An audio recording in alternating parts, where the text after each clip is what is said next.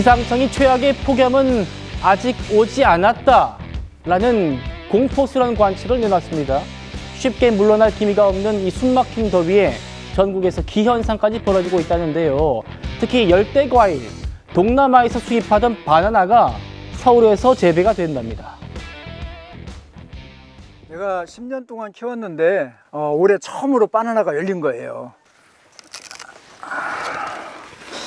맛도 이게 미끈미끈한 게 그 바나나 맛이 나거든. 달거나 이러진 않고 조금 약간 좀 떫네. 기후가 변화가 되고 있으니까 그게 적합한 식물들이 어떤 게 자라고 있는지 궁금해서 이제 심는 겁니다. 바나나가 이렇게 열렸은 거 보니까 이걸 좀 더 많이 심어야 되겠죠? 오늘도 임주혜 변호사님과 네티즌들이 가장 많이 본 사건, 사고 뉴스들 전해드리겠습니다. 변호사님, 우리나라에서 그것도 서울에서 정말 바나나가 재배가 된다는 겁니까?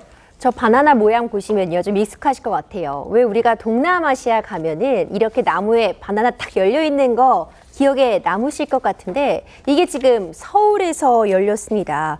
노원구에 있는 이 주말 농장에 마치 동남아시아에서 볼 법한 이 바나나가 열린 건데 작년에 10년 만에 처음 이 바나나가 열려서 깜짝 놀랐는데 올해도 다시 이렇게 큼지막하게 바나나가 열렸다고 합니다.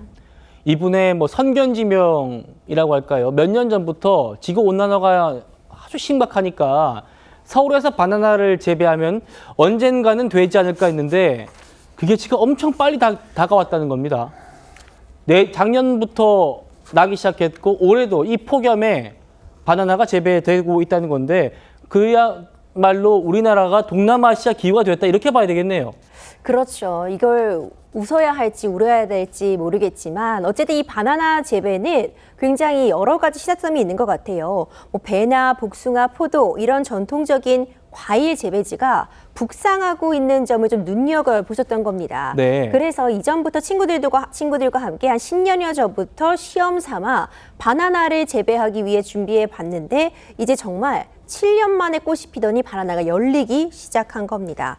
올해도 바나나가 열린 걸 보니까 앞으로는 좀 안정적으로 바나나를 수확할 수 있지 않을까 이런 기대까지 하고 계신다고 하고요. 워낙 덥잖아요. 이런 게 바로 이상 기후에 의한 또 새로운 변화가 아닌가 싶습니다. 네, 덥다 했는데 이제는 서울산 바나나까지 등장했다라는 얘기입니다. 지금 뭐 땅, 대지뿐 아니라 수온까지 높아져서 우리 해역에서 그동안 쉽게 볼 수 없었던 어종들도 잡히기 시작했다고 합니다. 크기가 어마어마합니다. 저건 어떤 종류입니까? 이 크기 보이시나요? 이 길이가 3m가 되고요. 무게가 260kg에 달하는 이것은 바로 황새치입니다. 황새치도 동해에서 잡힐 수 있는 어종이 아닙니다. 황새치는 태평양이나 인도양, 대서양과 같은 열대와 온대에 널리 분포하고 있는 어종인데 국내에서는 남부와 제주도에서만 볼 수 있었죠. 그런데 이게 동해에서 잡힌 겁니다.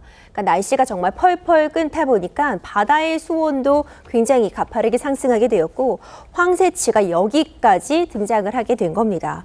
황새치는요, 사실 이 어마어마한 크기 때문에 얼마 전에 인도네시아에서는 서핑하던 여성이 황새치한테 공격을 당해서 숨진 사실이 크게 화제가 되기도 했었습니다. 네, 폭염과 가뭄이 또 겹치면서 이 대지도 바싹 말라가고 있습니다.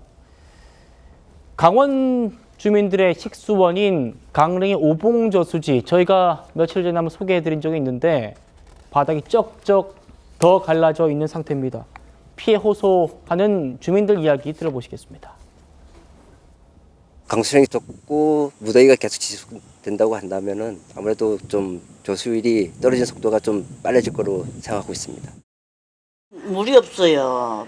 저것도 다 말라서 다 죽고 아주 뭐 하나 남는 게 없어요. 며칠 있으면 이 물도 먹는 것도 이제 시수도 저기 시간대로 준다고 그리고 너네 물도 못 주고 다 죽죠. 뭐 제주도도 이렇고요. 아까 보셨던 그 오봉저수지는 가뭄이 아주 극심했던 작년에 저수율이 52.2%였는데 지금이 30.9%, 절반 수준으로 떨어졌습니다. 그렇죠. 우리나라는 항상 여름철이 되면요. 장마 기간이 언제다 이런 이야기를 들려오곤 했습니다. 그런데 이번에 벌써 장마가 끝났다라는 이야기가 나오고 있어요. 오히려 이제 국직성 폭우로 굉장히 짧은 시간 동안 비가 퍼붓는 그런 현상은 있지만 이렇게 여러 날 동안 계속해서 비가 오는 이런 장마 같은 부분은 보지 못하고 있거든요.